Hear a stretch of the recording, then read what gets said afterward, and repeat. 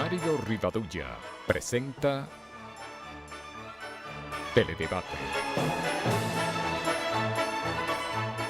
con Ramón Reyes, Alex Jiménez y Dilenia Cruz. Teledebate, objetivo y veraz, siempre fiel a la verdad.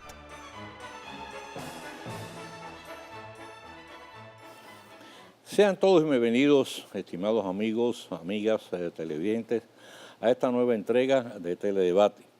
Hoy, viernes, finalizando ya una nueva semana laboral. Como cada día, vamos a estar con ustedes, Dios mediante, por la próxima hora, compartiendo temas de interés general, que esperamos sean de su agrado. La reflexión de este día dice así: una sonrisa cuesta mucho menos que la electricidad y proyecta mucha más luz. Bien, los pasos de la historia nos recuerdan que en el año 1908 el general Ramón Mon Cáceres prestó juramento como presidente de la República, electo en unos comicios donde fue el único candidato, y que en la nueva Constitución, vigente en esa época, había eliminado el cargo de vicepresidente. En 1946, en la continuación de su programa nuclear, los Estados Unidos hicieron estallar en el atolón de Bikini, situado en el Océano Pacífico, una bomba atómica de superior potencia, las que arrasaron las ciudades de Hiroshima y Nagasaki, que provocaron la rendición de Japón, dando término definitivo a la Segunda Guerra Mundial. 1974, muere en la ciudad de Olivos, Argentina, Juan Domingo Perón. Fundador del justicialismo, ocupó la presidencia de su país en 3 ocasiones, en 2 de las cuales no pudo finalizar su mandato.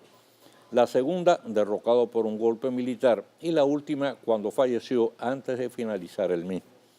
Entre el segundo y tercer periodo tuvieron que pasar 18 años en el exilio, primero en República Dominicana, donde fue acogido por el dictador Trujillo, y luego en la España de Franco, donde pasó la mayor parte de su época de expatriado.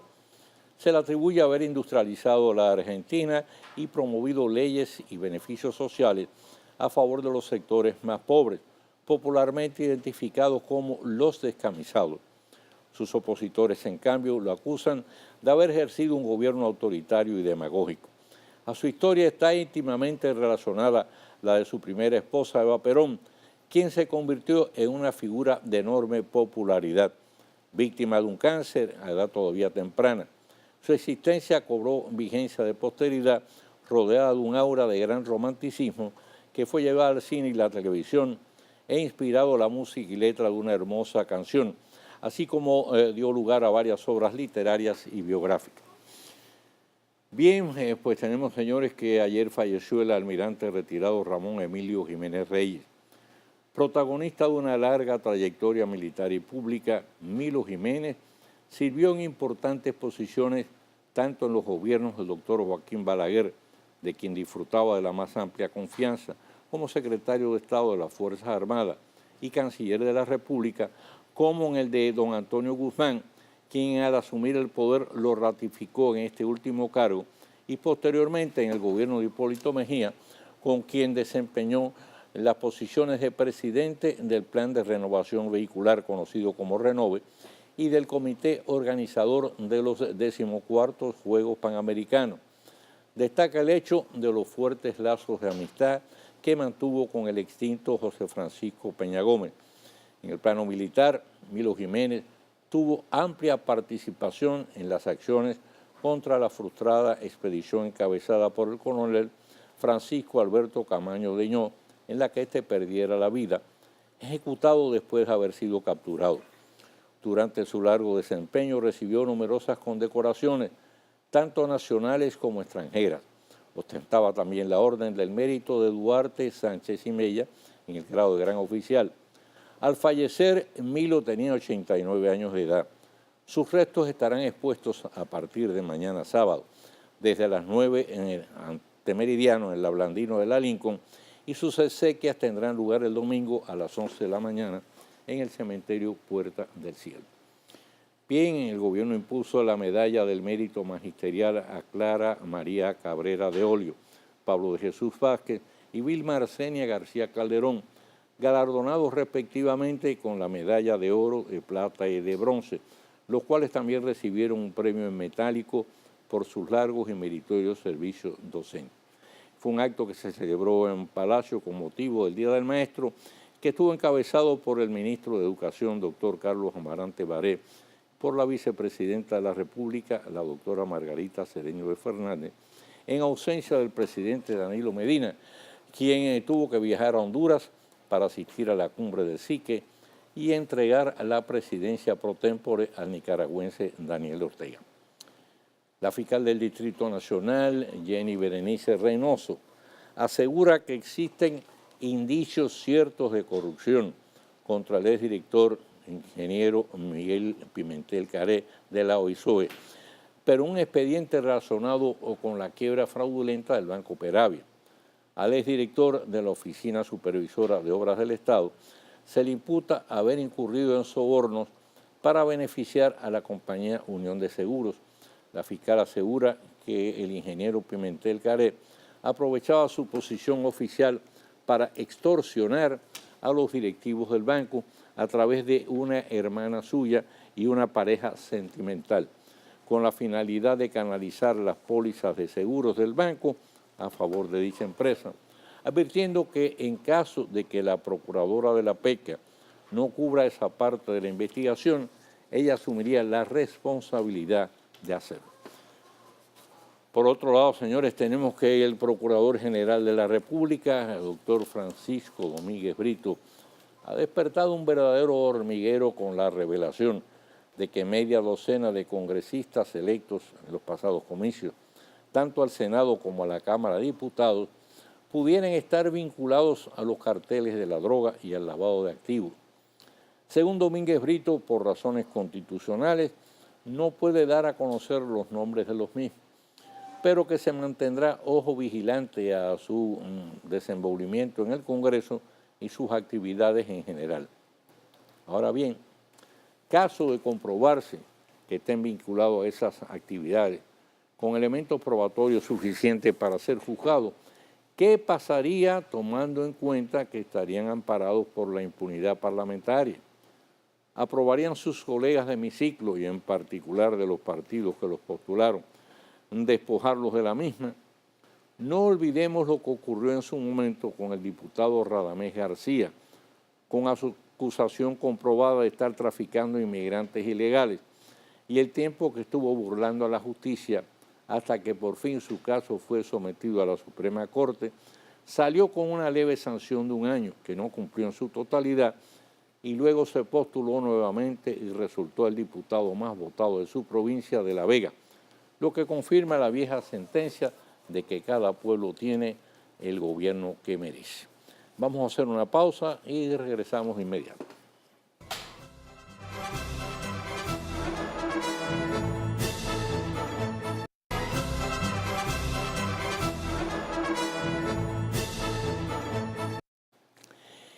Bien, pues aquí tenemos una actividad muy interesante. La Fundación Corripio está invitando a la puesta en circulación del libro Agenda en Washington, del embajador dominicano en Qatar, licenciado Hugo Giuliani Curi. Hugo Giuliani Curi fue anteriormente precisamente embajador en los Estados Unidos, o sea que cuando está escribiendo este libro está hablando de experiencias vividas por él. Esto va a ser el miércoles 6 de julio a las 6:30 de la tarde en el Salón de Actos de la Fundación Corripio. La Fundación Corripio está situada en la avenida Núñez de Cáceres, esquina la John F. Kennedy, edificio segundo de la distribuidora Corripio. Seguramente va a ser un evento muy interesante y la presentación del libro va a estar a cargo de doña Carolina Mejía de Garrigó. Bien, pues tenemos el caso insólito de un señor diputado que tuvo la desfachatez de colocar en las redes sociales la vista de su jipeta cargada de armas, que proclamó estar armado y bebido para hacer frente a la delincuencia. Mejor ni comentar el hecho. Lamentablemente da una idea de algunos de los señores legisladores que nos gastamos. A fin de cuentas, el hombre salió bien librado, apenas con una reprimenda que le dedicó la alta dirigencia del PRM partido al que pertenece. Lamentablemente no es el único caso de congresistas que denigran la función legislativa. Ni se respetan ellos, ni respetan a la ciudadanía, ni mucho menos respetan el cuerpo al cual pertenece. Bueno, dejémoslo ahí. Por un lado tenemos, señores, que la presidenta del Senado, la licenciada Cristina Lizardo, que por cierto salió reelecta como senadora en una forma apabullante, sacó casi 3 veces más votos que su más cercano rival. Por otro lado, el senador por el Distrito Nacional y secretario general del PLD, Reinaldo Párez Pérez, también reelecto con una muy alta votación, no han perdido tiempo en replicar afirmaciones vertidas por el presidente del CONE, Rafael Blanco Canto, quien participó como orador invitado en el almuerzo mensual de la Cámara Americana de Comercio, donde dijo que los pasados comicios hicieron colapsar el sistema electoral. Ambos le recuerdan al dirigente de la cúpula empresarial que la victoria del presidente Danilo Medina fue contundente, con un margen incuestionable, sin precedentes, que ya había sido reflejado en las distintas encuestas de las más acreditadas firmas internacionales, las cuales midieron las preferencias del electorado a pocos días de celebrarse la cita de las urnas. Ambos dirigentes del PLD acusan a Blanco Canto de parcialidad a favor del candidato de la oposición, Luis Abinader, y se le reputa como una contradicción haber encabezado la comisión de dirigentes de la entidad empresarial que concurrió al Palacio Nacional a felicitar al mandatario por su contundente victoria. Lo cierto es que hablar de colapso electoral luce bastante exagerado. Y la realidad es que el triunfo de Danilo Medina resultó incuestionable, con un margen increíble, y tratar de negarlo es como pretender tapar el sol con un dedo. Y por otro lado no se anduvo con las ramas Euclides Gutiérrez Félix, cuando en el curso de una entrevista televisiva acusó al embajador de los Estados Unidos de haber apoyado a Luis Abinader. Mencionó una cena de pareja con el candidato del PRM, pero no aclaró si esa preferencia se limitó a mostrar simpatía o se complementó con algún tipo de ayuda efectiva, material. La denuncia del superintendente de seguros y miembro del comité político del PLD involucraría en este caso al propio gobierno estadounidense, del cual, en definitiva, el embajador Brewster es representante oficial, y es de suponer que cualquier acción o cualquier postura que tome en este sentido ha sido previamente consultada con el Departamento de Estado y respondería a una línea trazada por el gobierno de los Estados Unidos que preside Barack Obama. Vamos a estar claros en ese sentido, porque no creemos que el embajador Brewster en tal caso estuviera actuando por su cuenta y riesgo. Por otro lado, señores, tenemos que el aspecto salarial sigue siendo el punto álgido y más polémico dentro de la agenda de temas que abarca el diálogo entre los representantes del gobierno y los del Colegio Médico Dominicano. Ya al parecer han sido consensuados la mayoría de los puntos y hasta ahora parece que las cosas marchaban bien. Pero este hecho positivo debe servir de incentivo para tratar de llegar a un arreglo también en cuanto a los emolumentos que deben recibir los servidores del área de la salud. Estamos hablando no solo de los médicos, estamos hablando de los técnicos, estamos hablando de las enfermeras y los enfermeros, como es natural. La diferencia entre el 15% que ofrece el gobierno y el 60% que reclama el colegio es en realidad abismal. Pero cabe esperar que ambas partes flexibilicen, uno la oferta y el otro la demanda, de tal modo que los servicios hospitalarios no resulten afectados por nuevos paros y huelgas. Eso realmente hay que extrañarlo. Esa es una práctica que a quienes perjudica en definitiva es a los sectores más necesitados de la ciudadanía, más empobrecidos de la población. Esos son los que van a los hospitales públicos. La mayoría no tienen seguro, que son trabajadores del sector informal que todavía no están incorporados a la seguridad social. Y por tanto, su único refugio, la única salida que tienen para sus problemas de salud es precisamente el sistema hospitalario. Cada vez que se declara una huelga, un paro en los hospitales, los que salen perjudicados son esa pobre gente. Entonces, de paso es de esperar que también en estas discusiones, o estas negociaciones más bien, la discusión siempre implica, bueno, como que hay disputa, se logre establecer un mecanismo que permita extender los servicios médicos al horario nocturno. Esto ya yo había anunciado el nuevo director nacional de salud y motivó en este caso pues la réplica a la oposición tanto molesta del presidente del Colegio Médico Dominicano, que dijo, bueno, que eso no habían consultado con ellos, que esa era una imposición y que era un elemento que lo que hacía era precisamente perturbar el clima de negociaciones que se está llevando a cabo entre los representantes del gobierno y del gremio profesional. Así que es de esperar que ese aspecto también sea considerado, porque en definitiva, recordemos una cosa, el actor fundamental de un sistema de salud no es ni el gobierno, no es ni siquiera el médico tampoco, es el paciente. El paciente que es el que necesita precisamente los cuidados, necesita los conocimientos, necesita la ayuda, la asistencia de los profesionales de la medicina, que para eso pues juran, o sea, tienen que profesar o en este caso pues ajustar su ética profesional al llamado juramento hipocrático. Por otro lado, tenemos que ayer reclamamos del ministro de Salud que debía irse en auxilio de la playa de Boca Chica. Y ahora el alcalde Radamés Castro, alcalde ahora de la comunidad de Boca Chica, promete que va a rehabilitar el balneario, que va a poner freno a la delincuencia en ese municipio que es muy alta. En su programa de gobierno figura adquirir una planta de tratamiento para sanear la playa. Oiga, las aguas de la Boca Chica están altamente contaminadas, hay descargas fecales, se ven ahí flotando en el agua. En gestionar la construcción del malecón y del matadero, así como un hospital de que carece esa comunidad, y promover la creación del primer mercado de intercambio comercial.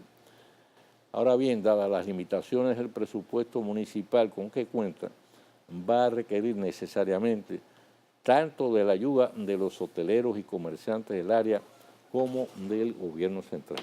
Insistimos en que es importante que se sanee el balneario de Boca Chica.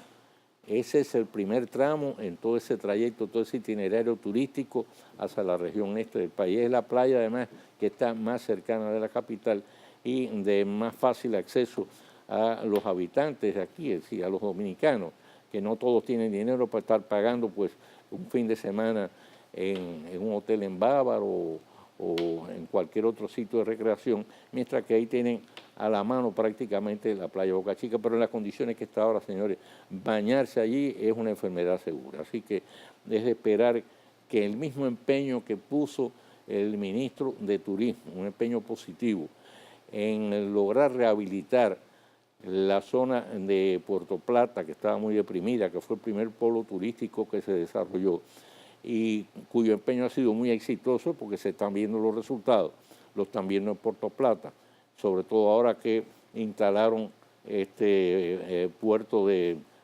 turismo de crucero en Maimón, que ese mismo empeño ojalá lo ponga precisamente para rehabilitar el balneario de Boca Chica. Vamos a hacer una pausa y regresamos de inmediato.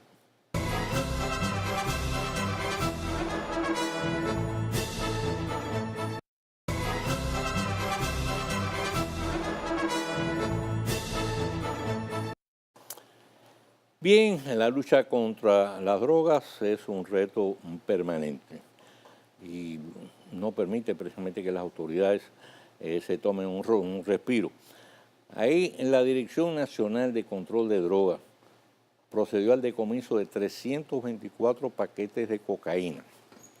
Estaban disimulados en el cabezote de un camión. Oiga, y los carteles de narcotráfico se dan un empeño, una maña, en buscar todas las artimañas posibles para poder burlar a las autoridades, que es una cosa increíble. Son muy creativos en ese sentido. Si lo fuera en un sentido positivo, sería una maravilla. La operación esta de las autoridades antidrogas tuvo lugar a la entrada del multimodal Caucedo. Este multimodal Caucedo se ha convertido en una especie de campo minado por parte de los carteles de la droga, que tratan de burlar los controles portuarios. Porque con la adquisición de los supertucanos, con todas las críticas que pueden haberse hecho, pero lo cierto es que estos aviones han logrado establecer una sólida cortina de protección de nuestro suelo, y conjuntamente con la Marina de Guerra, trabajando en coordinación con la Guardia Costera estadounidense, se ha incrementado la vigilancia marítima. Fíjense, a veces la gente tiene mala memoria, o alguna gente tiene mala memoria, pero no hace tantos años, señores, que los cielos de la República Dominicana eran violados diariamente por 2, 3 vuelos de narcotráfico. Era un bombardeo constante de paquetes de cocaína, de droga, que arrojaban a todo lo largo y ancho de la geografía nacional.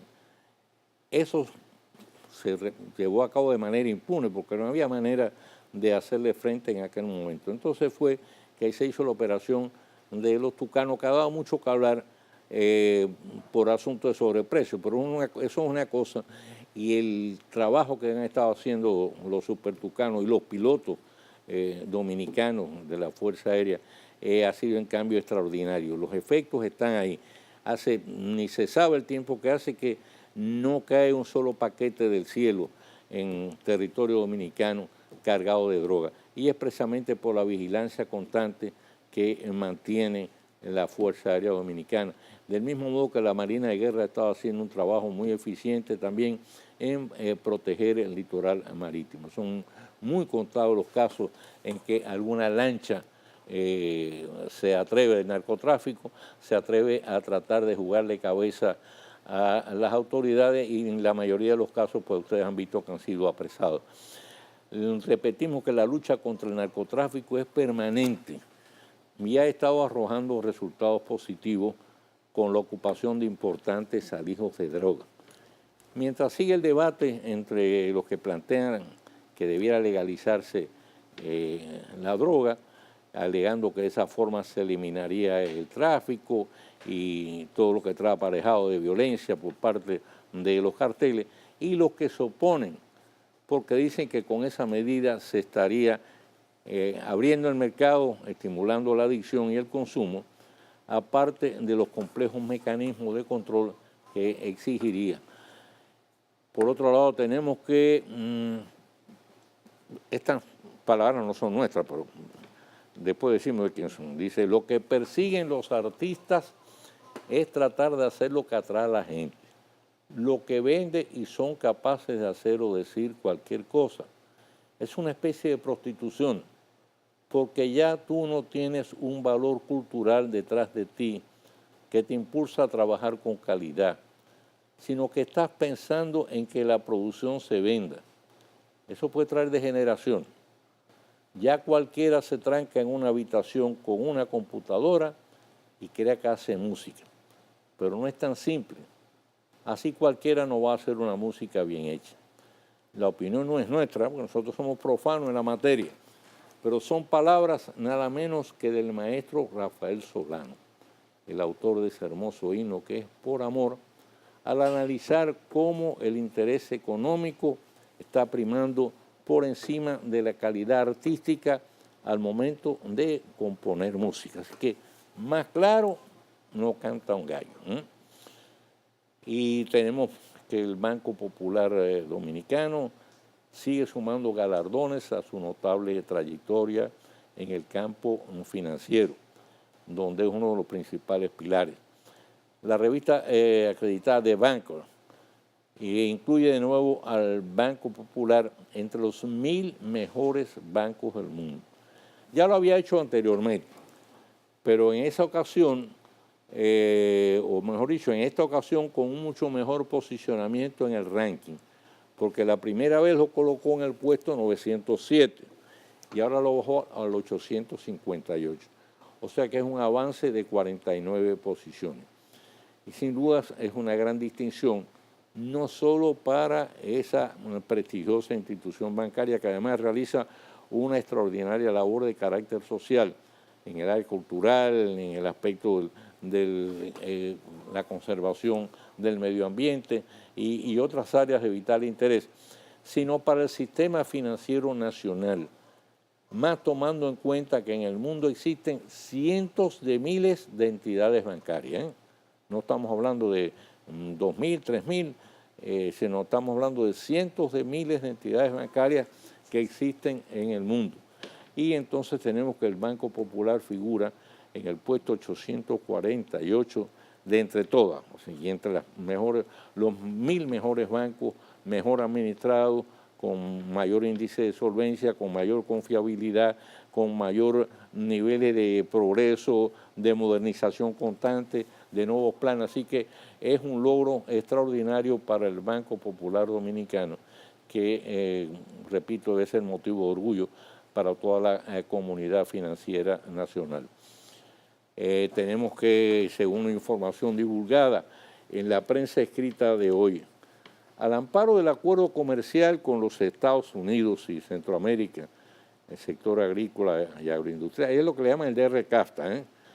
El sector agrícola y agroindustrial dominicano dice que creció entre el 2005, que se puso en vigencia, y el 2014, o sea, en esos 9 años, un 91.4%. Al pasar las exportaciones o las ventas, en este caso, de 479 millones de dólares a 917. Sin duda es un gran avance. Pero la otra cara del convenio es que de su entrada en vigencia, la balanza comercial con los Estados Unidos, que era favorable al país, se ha inclinado ahora en sentido inverso, porque tenemos un déficit acumulado de bastante más de 2.000 millones de dólares. O sea que en esos negocios con el acuerdo de libre comercio llamado DR-CAFTA, la balanza comercial nuestra ha ido en sentido negativo cuando el comercio con los Estados Unidos estaba hasta ese momento en un nivel positivo para la República Dominicana. Teníamos una balanza comercial favorable y ahora era moderadamente favorable, pero favorable al fin.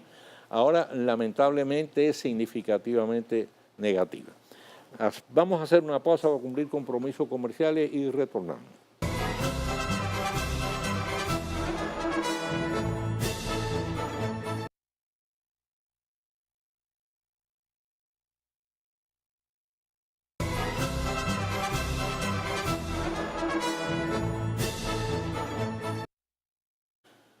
Bueno, el presidente Barack Obama rubricó la medida de rescate aprobada por el Congreso de los Estados Unidos a favor de Puerto Rico. Esta medida de rescate va a dar un respiro a las autoridades de la Isla del Encanto, que prácticamente están en una situación de quiebra económica, para poder reestructurar su cuantiosa deuda, que son más de 70.000 millones de dólares han acumulado durante todo este tiempo. Y con este respiro pues se van a librar del acoso legal de los acreedores, es decir, los acreedores durante este tiempo no van a poder presentar demandas contra el gobierno puertorriqueño. Pero hay un punto que ha creado cierta área de conflicto, sobre todo en aquellos que alimentan pues, el espíritu nacionalista, y es que la medida conlleva la creación de una Junta Federal de Control. Y esto ha provocado expresiones de protesta de varios grupos. Sin embargo, parece que la mayor parte de la disminuida población de la Isla del Encanto apoya la fórmula de rescate, porque hasta ahora no habían encontrado ninguna otra solución. Es decir, el gobierno, que ya tiene inclusive una deuda vencida de 2.000 millones de dólares que ha dicho que no lo puede pagar, iba a caer en un estado completo de insolvencia. Y entonces la mayoría de la gente entiende, bueno, que esta Junta de Control Federal se justifica porque quieren mantener, en este caso, agarrada la rienda de la implementación de este proceso, tomando en cuenta que esta deuda acumulada de 70.000 millones de dólares responde a la forma dispendiosa en que las autoridades insulares estuvieron comprometiendo las finanzas de Puerto Rico hasta acumular la deuda actual. Por otro lado, bueno, pues tenemos que algunas situaciones conflictivas en el área internacional. En Brasil la situación continúa extraordinariamente tensa. Ahora se corre la versión de que el gobierno de Nicolás Maduro, que está haciendo todos los esfuerzos habidos y por haber para tratar de frustrar en este caso de que no se implemente la medida del referendo revocatorio, que no es ningún golpe de Estado como han querido presentar el gobierno de Maduro, sino que es una figura que está establecida en la propia Constitución de Venezuela, la Constitución promovida precisamente por el finado Hugo Chávez. Bueno, ahora dicen que quiere inventarse nada más y nada menos el Tribunal Supremo, que es un tribunal compuesto por, es decir, todos son afiliados o militantes del partido de gobierno, no son juristas, independientes, ni mucho menos, declare nada menos que ilegal la Asamblea Nacional. En las pasadas elecciones, saben lo que ocurrió, es decir, la oposición prácticamente barrió y obtuvo en realidad la mayoría absoluta de la Asamblea. Entonces, para quitar esa mayoría absoluta, lo que hicieron fue que ese propio tribunal anuló 3 diputaciones de la oposición. Y esas 3 diputaciones de la oposición, bueno, fueron las necesarias para que la Asamblea, en la Asamblea siga siendo mayoría, una gran mayoría, una mayoría apabullante, los diputados con que cuenta la oposición, pero no la mayoría absoluta que le permitiría en este caso, bueno, pues tomar todas las decisiones prácticamente sin oposición. Entonces, de concretarse ese despropósito de que declaren ilegal la Asamblea Nacional, se corre el riesgo, señores, que eso sea la chispa, el detonante de que en Venezuela, lamentablemente, la situación desemboque en un estado de guerra civil, lo que sería extraordinariamente penoso en todos los sentidos, y hacemos votos muy sinceros porque eso no ocurra, pero lamentablemente hasta ahora, todos los esfuerzos que se han encaminado para lograr una salida pacífica en la grave crisis por la que atraviesa el hermano pueblo de Venezuela, se han visto frenadas, frustradas, obstaculizadas, sobre todo por el gobierno de Maduro, porque la oposición lo que está planteando sencillamente, bueno, que se lleve a cabo el referendo revocatorio,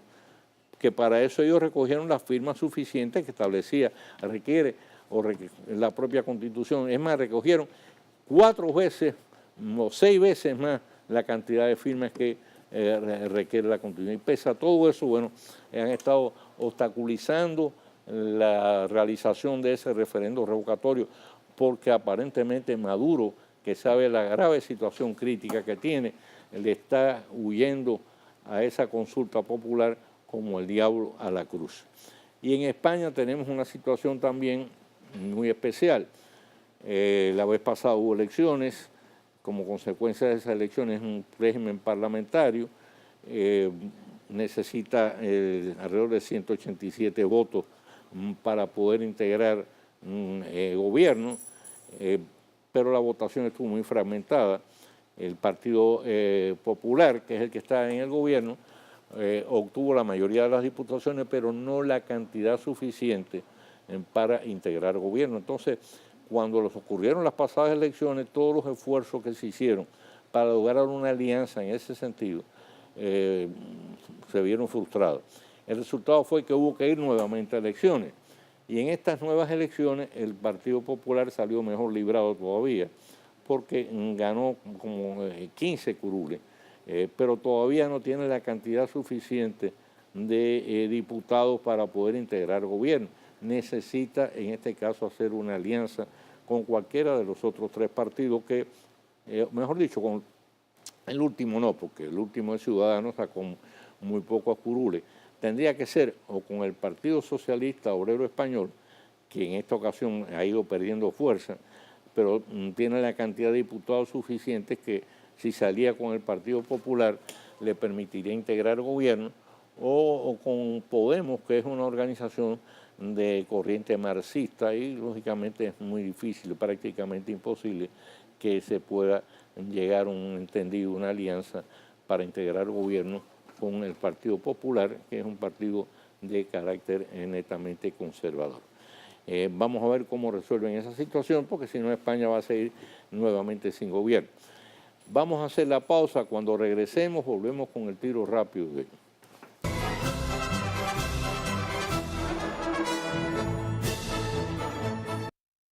Teledebate, el tiro rápido de Mario Rivadavia.